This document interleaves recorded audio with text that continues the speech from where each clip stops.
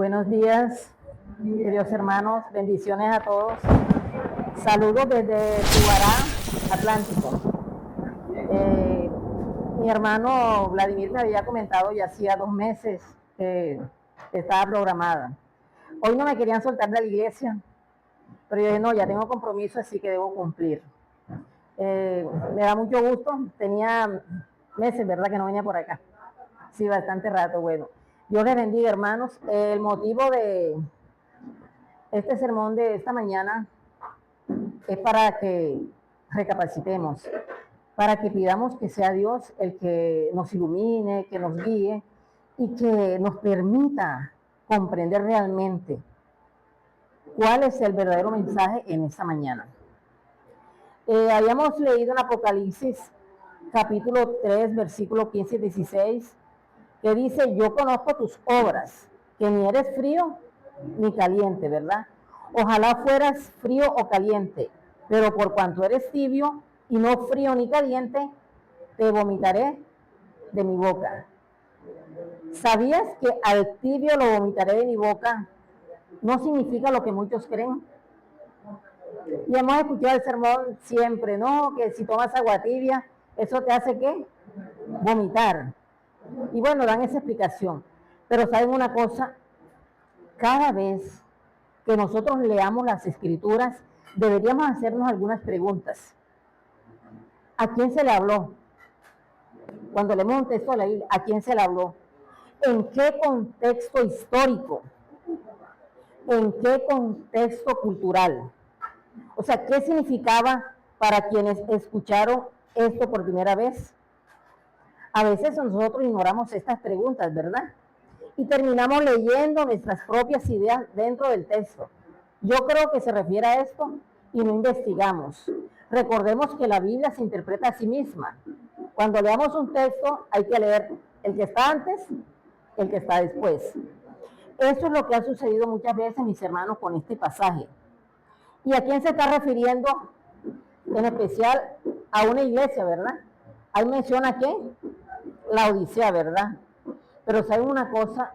Que la Odisea era mucho más que una ciudad. ¿Qué era la Odisea? Vamos a viajar un poco al tiempo. Allá vamos a retroceder, ¿verdad? La Odisea se encontraba en una región llamada Frigia, allá en Asia Menor. Actualmente se llama Turquía, ¿verdad? Era una ciudad muy rica. Era un importante centro comercial, un centro reconocido por todo el Imperio Romano porque tenía un banco, ¿verdad? La Odisea era famosa por su industria textil y por una escuela de medicina que producía un colirio especial para los ojos. Miren cómo es lo que podemos aprender. También la Odisea albergaba una importante comunidad judía y una numerosa congregación de creyentes en Jesús. A simple vista parecía una ciudad exitosa, con todo lo que les he dicho, ¿verdad? Pero tenía una debilidad. La Odisea no poseía una fuente de agua propia, mientras otra ciudad cercana llamada Hierápolis era conocida por sus aguas termales, y había otra ciudad, Colosas, sus aguas eran frías. Pero la Odisea dependía de acueductos para que el agua pudiera llegar a esa ciudad, ¿verdad? Cuando el agua llegaba a la ciudad, ¿cómo llegaba? Ya no era caliente, que podía salvar a alguien, ¿verdad?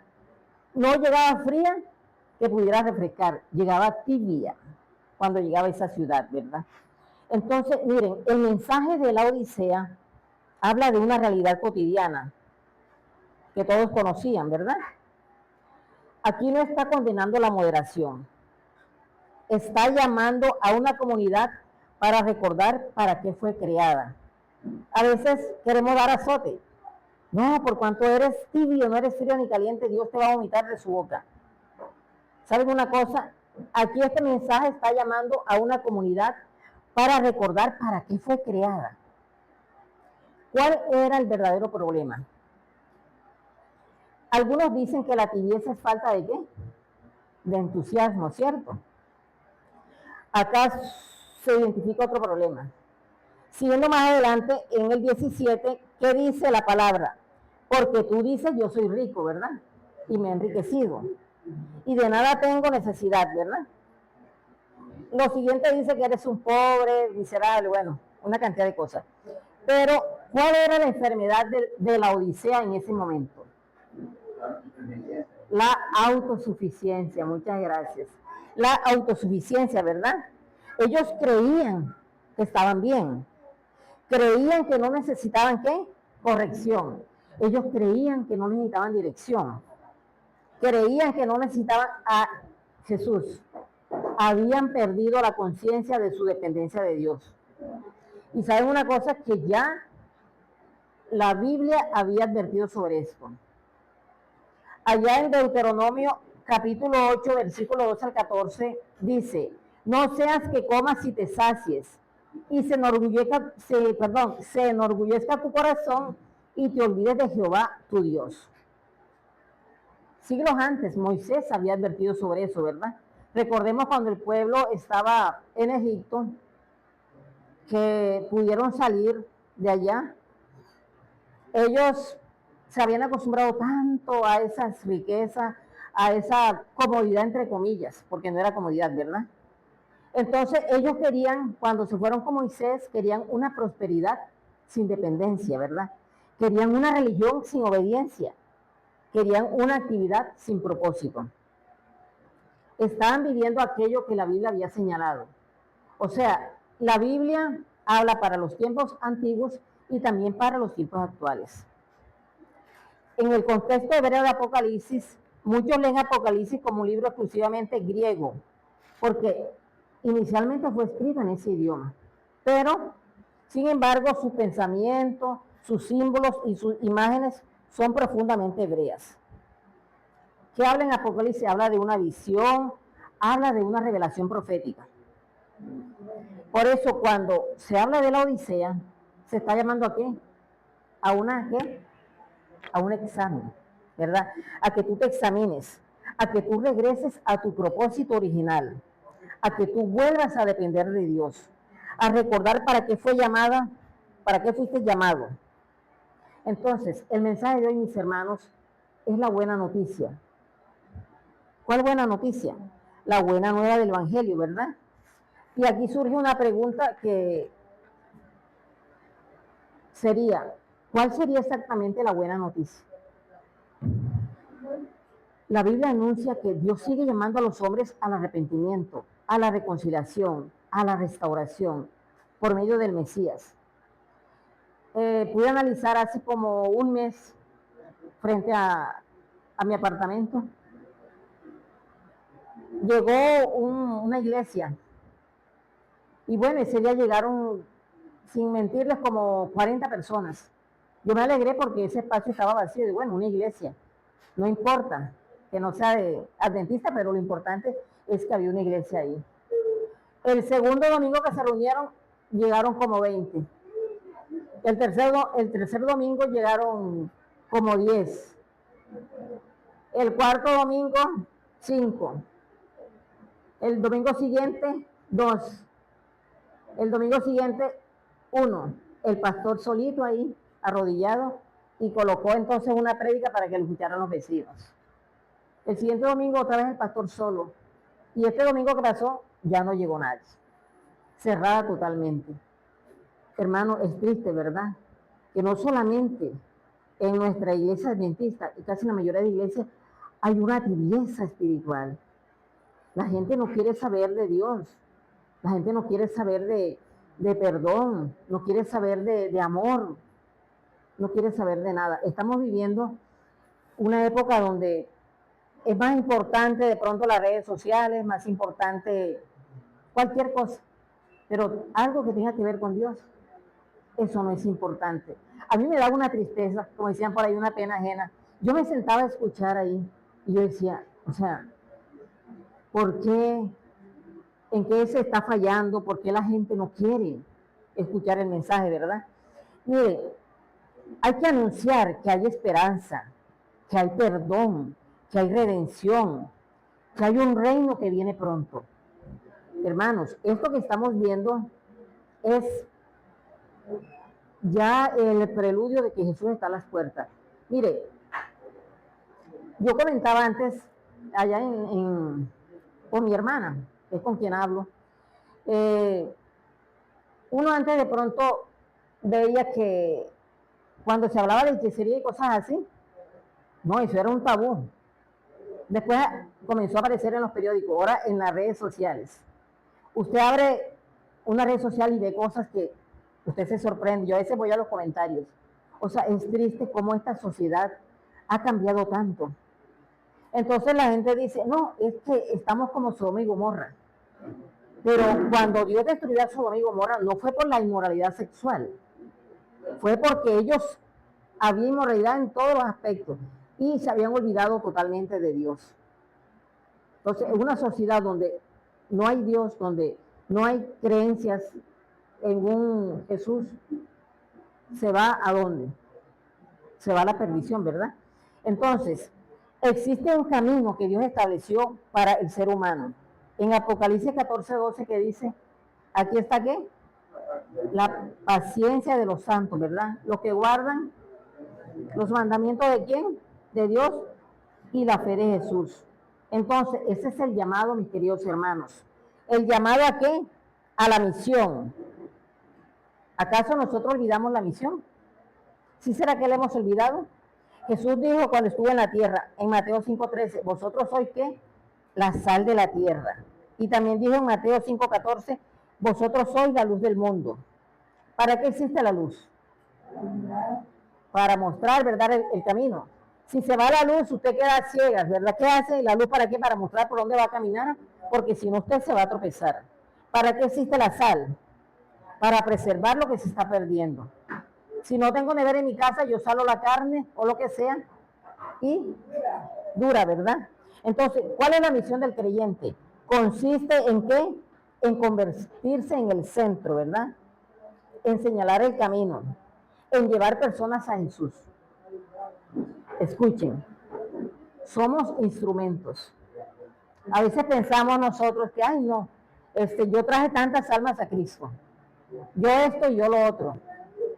Hermanos, permitamos que sea Cristo el que more en nuestras vidas y nos haga personas humildes. Simplemente somos instrumentos. Yo no gano almas para Cristo. Soy un instrumento para que almas lleguen ¿a qué? A los pies de Cristo. Cuando permitimos que eso pase, entonces, hermano, estamos en el camino correcto. En ayudar a restaurar vidas, eso es lo que nosotros tenemos que hacer. Ese es el llamado. En anunciar esperanza, en reflejar el carácter de Dios. ¿Cómo así? ¿Qué hacía Jesús cuando estaba en la tierra?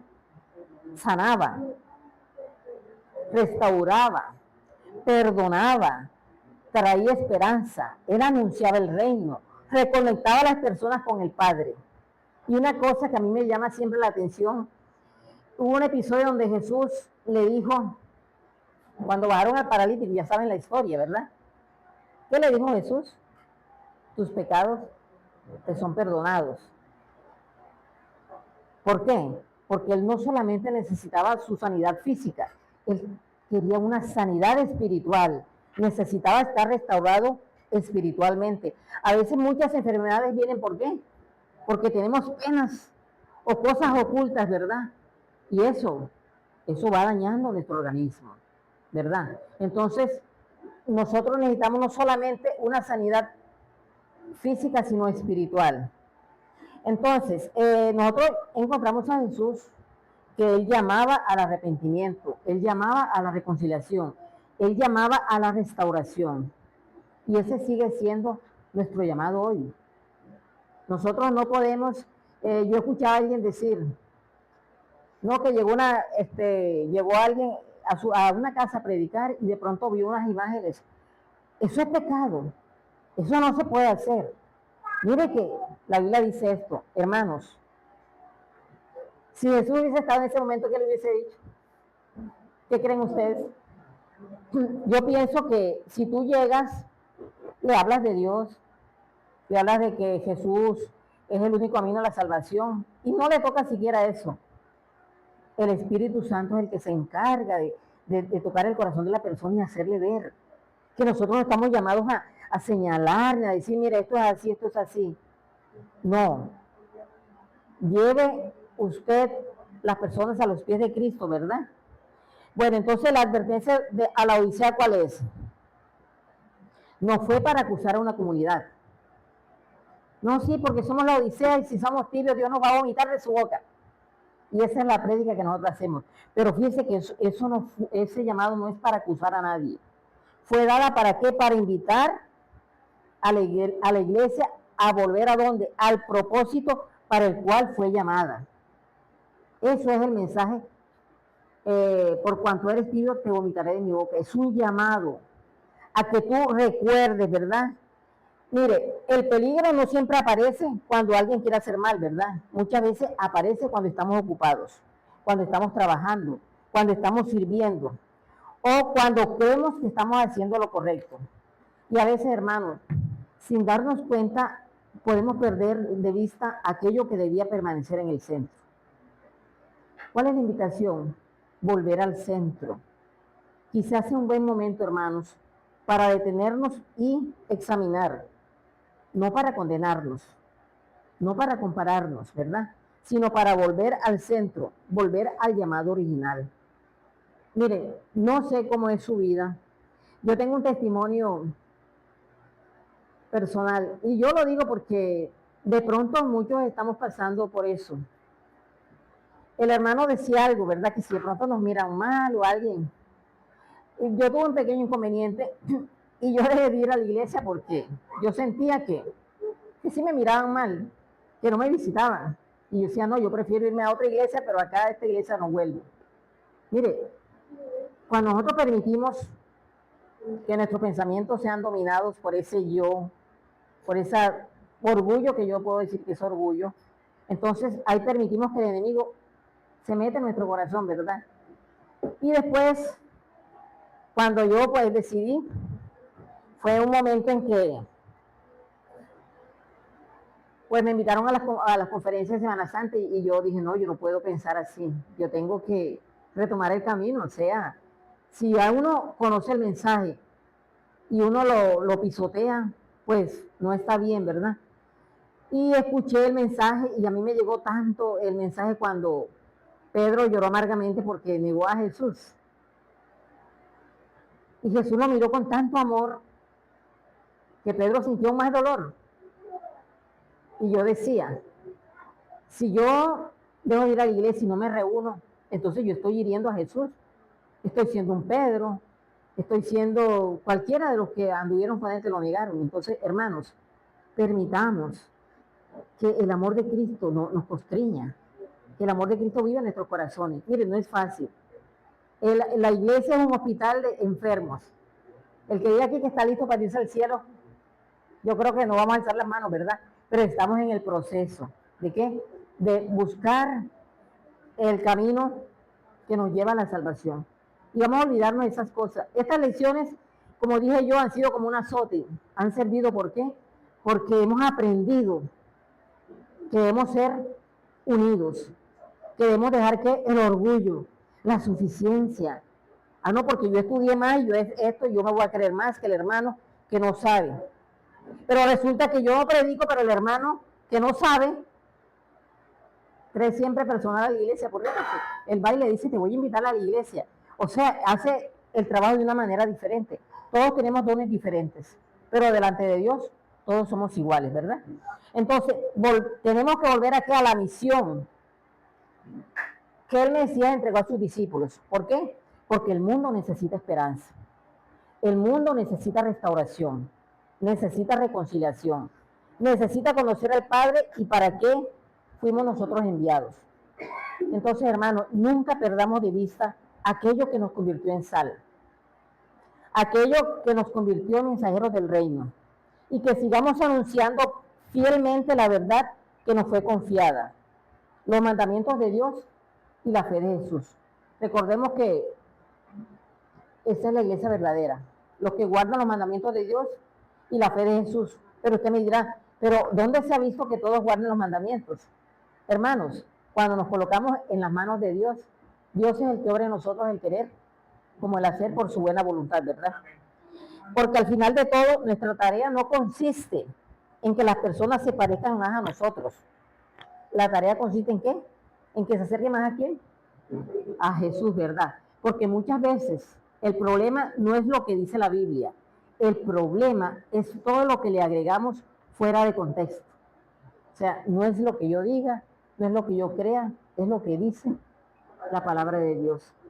Y yo los invito, hermanos, a que recapacitemos, a que analicemos nuestra vida. Mire, Jesús se levantaba muy temprano, dice el Espíritu, pero decía, muy de mañana. ¿Qué hacía? Lo primero que él hacía era orar. Hermanos, cuando usted se levanta y lo primero que hace es orar, mire, el día le rinde, todo le sale bien, porque usted colocó como es el día en manos de Dios. Y fíjense cómo serán las cosas. Yo entro a trabajar a las 8, me levanto a las 4 todos los días. Y yo estudio y me pongo a orar. Bueno, un día el bus se me fue.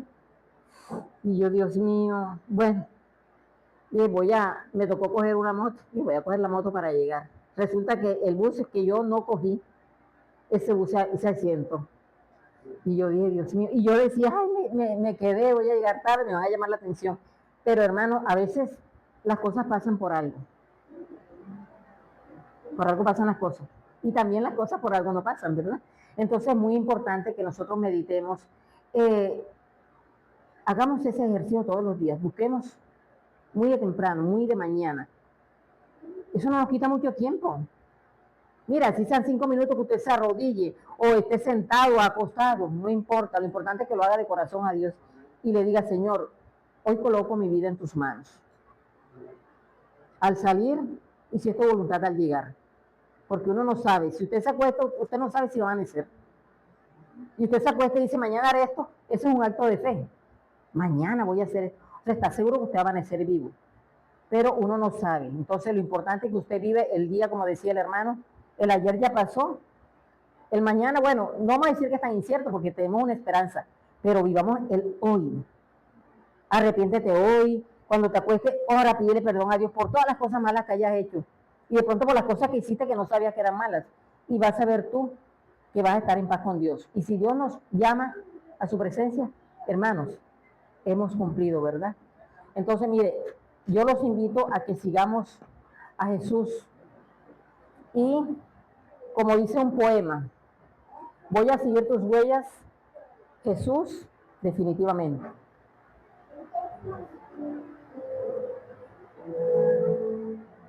Voy a seguir tus huellas, Jesús, definitivamente. Solo beberé el agua de tu fuente. Solo amaré el fulgor de tus estrellas. Y hacia tu paz afirmaré la frente. Cuán pavorosa la senda de mi triste desvío. Mis flores eran cardos de amargura. Las flores de las aguas del mar a mi dulzura. Mi luz la sombra y mi calor el frío.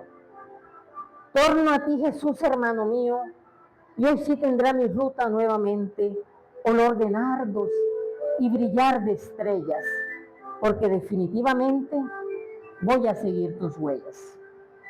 Amén. Oremos. Eterno Padre, que tu morada en los cielos, alabado y glorificado sea tu santo nombre. Gracias te damos, Señor, por ese privilegio que tú nos das de estar aquí delante de tu presencia. Gracias, Señor, porque nos cobijas sobre tus alas de amor. Gracias porque a pesar de estar tibio, Señor, tú nos estás haciendo ese llamado en esta mañana para que volvamos a tus caminos, para que volvamos a ser diligentes, para que recapacitemos y que busquemos el camino correcto. Oh Señor, te pedimos que tú transformes nuestras vidas, que tu Santo Espíritu nos ilumine, nos guíe y que permita, Padre Santo, que no solamente nosotros, sino también nuestras familias que todavía no conocen de ti, puedan ser salvas. Bendice, Señor, a nuestros hijos, a nuestros nietos, a los que tienen esposos, esposas, Señor. Tú bendíceles, Padre, y permite que puedan ser un testimonio vivo, porque esas son almas para ti, Señor. En esta mañana Nos comprometemos, Padre Santo, a vivir una vida digna delante de ti. Sabemos que tenemos que cada día morir el yo y que podamos permitir que seas tú, Señor, transformando nuestras vidas, Señor. Quita ese orgullo, quita esa autosuficiencia, Señor. Haznos humildes y que las personas que nos vean digan, de verdad es un cristiano. Porque no es por lo que prediquemos, sino por el ejemplo y por el testimonio que estamos dando, Señor. Ahora te pido que bendigas de manera especial a cada hermano en esta iglesia, a cada hermana, a cada niño, a cada joven, a cada anciano. Conoce sus corazones, Señor. Tú sabes sus anhelos, también sus luchas. También sabes cuáles son sus planes, sus proyectos. Pero que en esos planes estés tú incluido, Padre Santo. Porque sabemos que cuando buscamos primeramente el reino de Dios y su justicia, todas las cosas serán añadidas. Por eso en esta mañana, Señor, nos colocamos ante tu presencia para que nos transformes, nos limpies y nos hagas dignos de ser llamados tus hijos. Ahora, Señor, llévanos a nuestros hogares con la santa bendición y con la compañía de tu Santo Espíritu. En el nombre del Padre, del Hijo, del Espíritu Santo. Amén y amén.